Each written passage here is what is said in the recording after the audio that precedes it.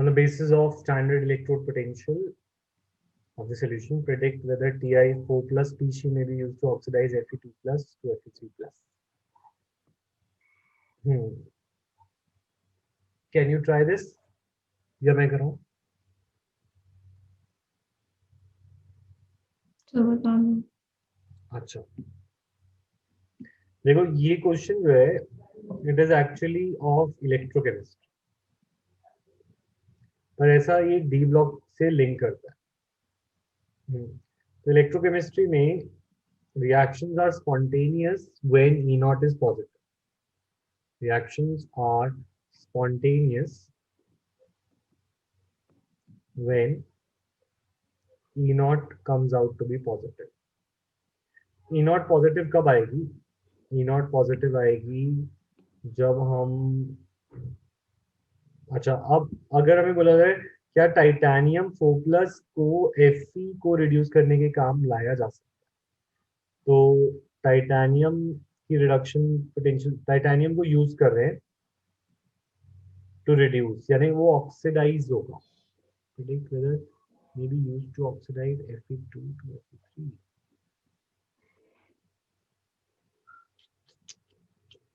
Question में गड़बड़ है, क्वेश्चन में होना चाहिए था, अच्छा एक सेकेंड, उसको Fe2 को Fe3 पे ऑक्सीडाइज करना है तो वो खुद रिड्यूस होगा। ठीक है, हाँ सही है, ठीक है। तो टाइटेनियम 4+ में अगर Fe को रिड्यूस करना है, Fe3+ goes to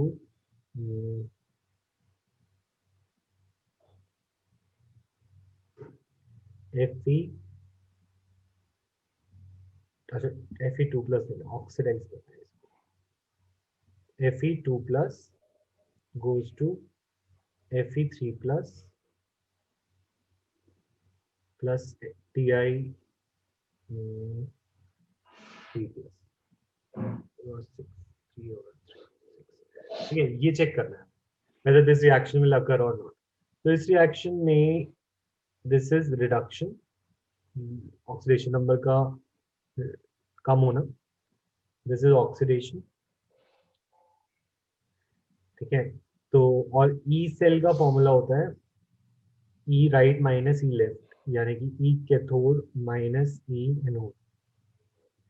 तो कैथोड में रिडक्शन होती है तो titanium that is 0.01 minus 0.77 volts anode पे, क्योंकि ऑक्सीडेशन होती है, तो this is actually not happening, तो यहाँ पे आएगा -0.76 volts. This suggests that titanium 4+ cannot reduce Fe2+ as E naught is negative, और नेगेटिव का मतलब है कि ये काम नहीं हो सकता, नॉन स्पॉन्टेनियस रिएक्शन। बोलो समझ आया? Yes sir. और next question,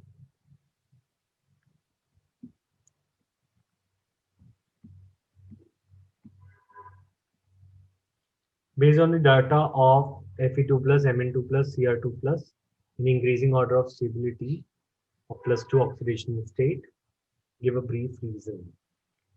E naught of chromium is itna, manganese is itna, iron is itna. Based on increasing order of stability of +2 oxidation state, give brief.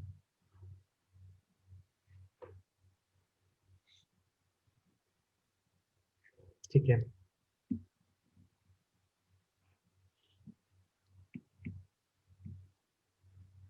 तो हमें दे रखा है E naught of chromium 3+, chromium 2+, कितना given है -0.4 volt, और manganese का given है +1.5 volt, और आयरन का गिवन है 0.8 वोल्ट। ठीक है, तो reduction potential is a measure of ability of an of a species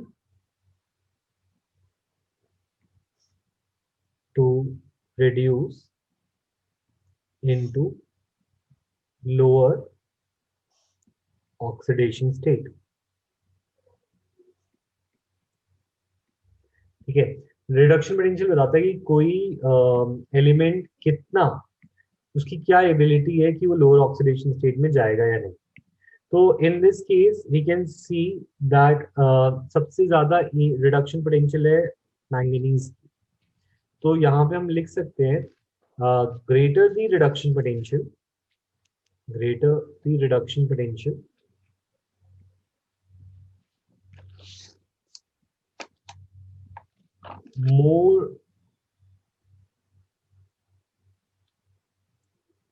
more is the tendency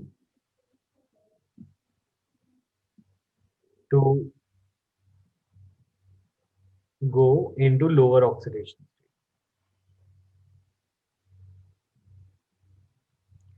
oxidation state। तो सबसे ज्यादा Mn3+ की टेंडेंसी होगी to go into lower oxidation state। So we can say it will be least stable due to higher E naught। इसकी E naught highest है। तो अब उसे बोला अरेंज करो इन इंक्रीजिंग स्टेबिलिटी। तो सबसे पीछे हो गया हमारा मैंगनीज Mn3+। अच्छा अच्छा, और +2 बोला है, ठीक है। तो Mn3+ इज लीस्ट स्टेबल। तो अच्छा, मैं इसके अंदर M3+ आयन का बता रहा था, अब हमसे पूछे 2+ का, ठीक है। तो वी कैन यहाँ पे से कि ग्रेटर दी, और इसके आगे हम एक लाइन और ऐड कर सकते हैं यहाँ पे, अगर greater the reduction potential more is the tendency to go into lower oxidation state, the higher is the stability. अगर किसी की टेंडेंसी नीचे जाने की ज्यादा है तो हम ये बोल सकते हैं जो नीचे जाने वाली ऑक्सीडेशन स्टेट है वो ज्यादा स्टेबल है, higher is the stability Yes. Of lower oxidation state. तो इस केस में 2+ की स्टेबिलिटी पूछी गई है, तो Mn2+ will be more stable। Mn3+ least stable था, but Mn2+ will be more stable। तो हम ये वाला पॉइंट यहाँ पे कंफ्यूजन ना क्रिएट हो, ये नहीं लिखेंगे कि हम बोलेंगे Mn2+ is more stable due to E naught value being positive. उसके बाद हमारी आएगी आयरन Fe2+, और फिर आएगा chromium 2+। This is the order. ये समझ आया? Yes.